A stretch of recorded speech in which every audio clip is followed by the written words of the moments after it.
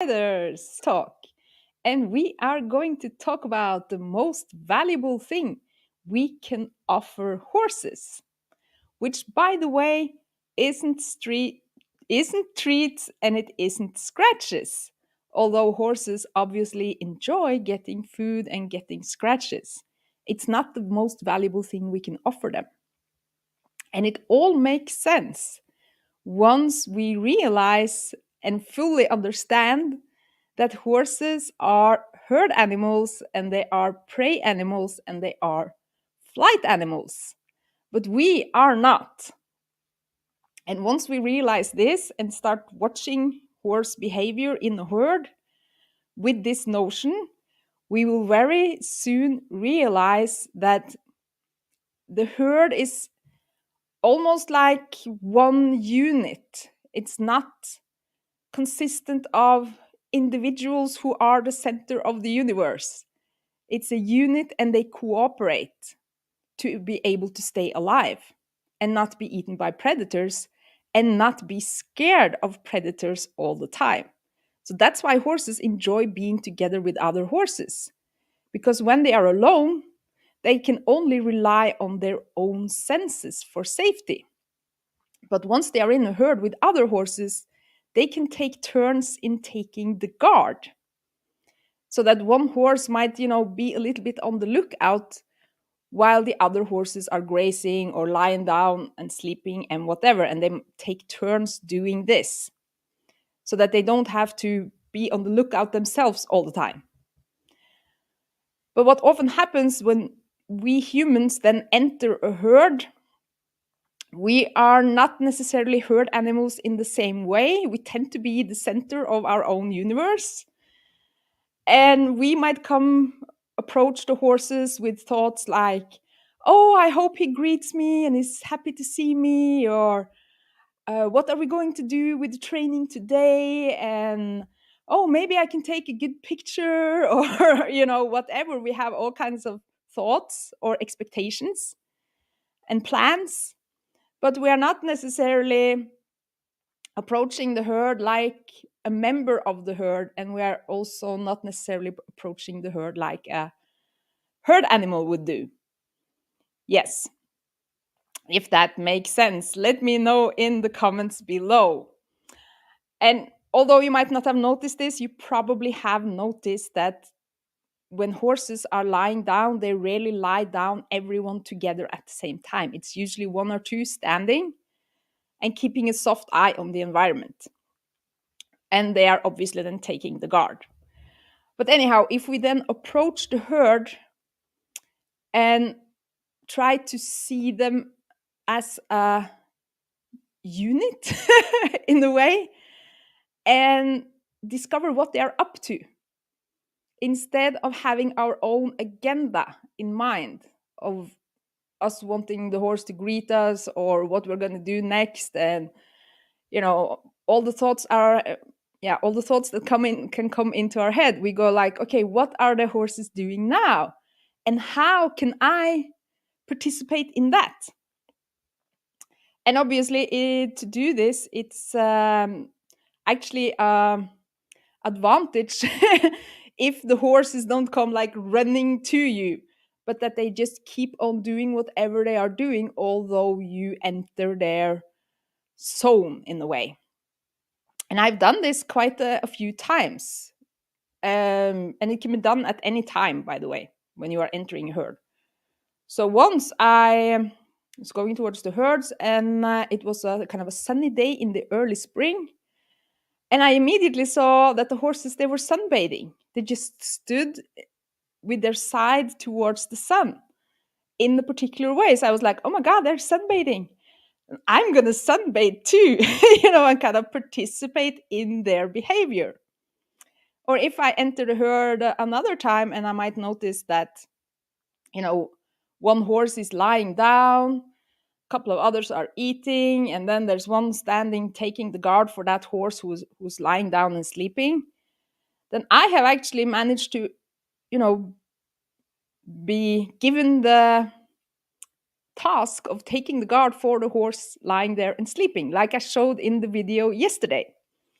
Yes, because we can kind of enter in a way that we, yeah, participate in what a herd is doing, which is basically hanging out together, taking the guard for each other. Sometimes they indulge in mutual grooming, or they're eating together, or they are running together. So that has been very, very valuable to both learn about horse behavior, but also to get tools that can be very useful when training the horse without necessarily training the horse. Yes. So this doesn't have to take, any kind of extra time. You don't need to set up sessions and do lots of stuff.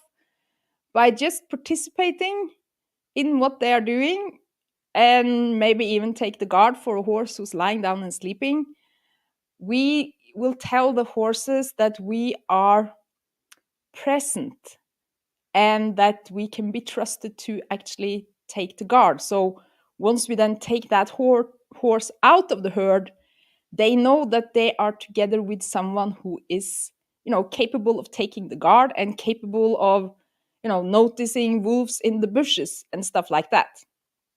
But if we simply just go to the herd, look up our horse, bring it out again, and start training them and focusing on the horse all the time, it doesn't build that same kind of relationship because we are in such different worlds. Yes. Yeah, and truly then acknowledging that horses are flight animals is also, I think, very important. Because if we kind of fail to notice what the horses are doing and are not able to take the guard, or and we are in a way controlling the horse a lot by the way we lead the horse, and then we tie the horse up in cross ties in the stable and put the saddle on and all this kind of stuff, that will even further kind of tell the horse that we are in different worlds in a way. And horses, since they are flight animals, they want to always have a way out. So if we don't kind of acknowledge that in the way we handle the horse and the way we tie the horse and the way we saddle the horse, they can then tend to become a bit anxious and claustrophobic. And then especially if they also start doubting our capability of taking the guard and noticing things around us, then they can, feel very alone because now they're suddenly away from the other horses with someone who they can't depend on for, keeping an eye out on the environment. Yes, let me know if this makes sense.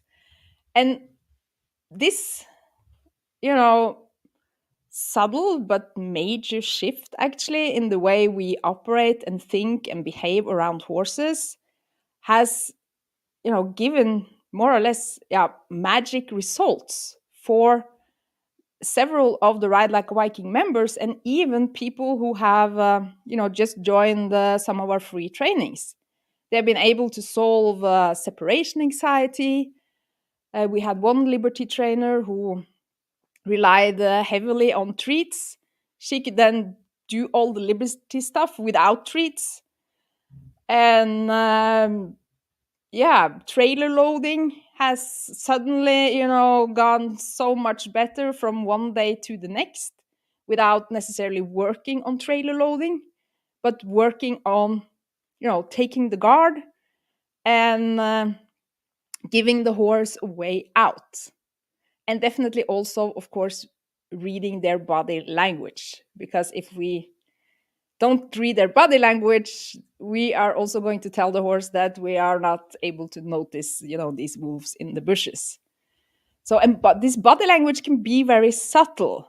It's not like the horse is rearing up and breaking loose, and we go like, "Oh, yeah, he might be a bit upset." It's small, small signs that once we see them, we can't really unsee them. It's a little bit of a stiffer neck, a little bit more hollow backed, and definitely the shoulder towards us. Quite a lot. Very many horses do this. It's actually difficult to find pictures of a human and a horse standing together without the horse giving the human a cold shoulder and being on the lookout while together with that human, who very often is then, holding the horse on a tight lead rope, and the horse is kind of a bit on the lookout, which of course also makes the horse less responsible to signals and less in tune with our energy and body language, because the horse is on the lookout, right? And then they will not be as connected with us. Yes. And if you want to try this with your horse, then I have good news for you, because during this period of time, we are offering an exercise that you can do with your horse to become the one taking the guard. And it's absolutely free of charge. And it also has the effect that at least most horses, the ones I have trained with this method, they will start following us at liberty, and they will also follow our energy. So that when we walk, they walk, and when we stop, they stop. And that's very, very powerful, especially if you have heard of something called mirror neurons. So I think the mirror neurons, which are neurons that each living being has when they feel connection, and it can also work across species, they will start mirroring each other. So basically, your horse is going to start mirroring you and walk when you walk and stop when you stop, because they will feel a connection. And it's not based on pressure, it's not based on treats, and it's definitely not based on control, because control is, after all, the biggest connection killer. Very difficult to connect with someone that we are controlling. That goes for humans and it goes for horses too. Yet horses are probably the being on this planet that humans tend to control the most without even thinking of it. It's just become kind of this kind of habit. Yeah, and it's also considered the most dangerous sport to go horseback riding. So maybe these two things are connected. Yes, because after all, we wouldn't cross tie a dog, right?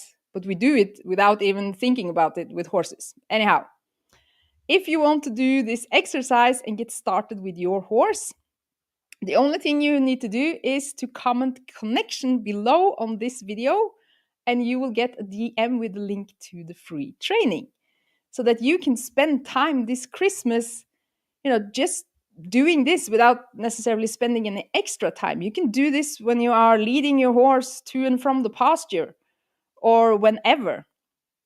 You don't actually need to set off a specific training session time. Once you have established this connection and being able to take the guard for your horse, you can bring that with you into everything else you do with your horse. And you're going to realize that suddenly everything became so much easier, because the horse trusts you to take the guard.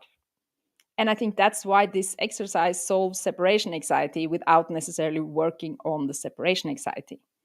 And it has also solved picking up the horse's feet without picking up their feet. So this is very, very powerful. It's very easy to do, and you are going to get everything you need to succeed by commenting connection below, and I will send you the link on DM. And I think that's my Christmas gift to you. So I also want to wish you a very Merry Christmas. And I hope you have a great time together with your horse. And I hope you enjoy this exercise, which is a huge game changer. And it's an eye opener for us humans as well. So make the best of it. And even though you're short on time, this will be a time saver in the long run. Just establishing this before doing anything else. So if you feel like you only have like 15 minutes together with your horse this Christmas, then 15 minutes doing the connection exercise is time well spent, because it's going to save you time on practicing trailer loading and whatnot.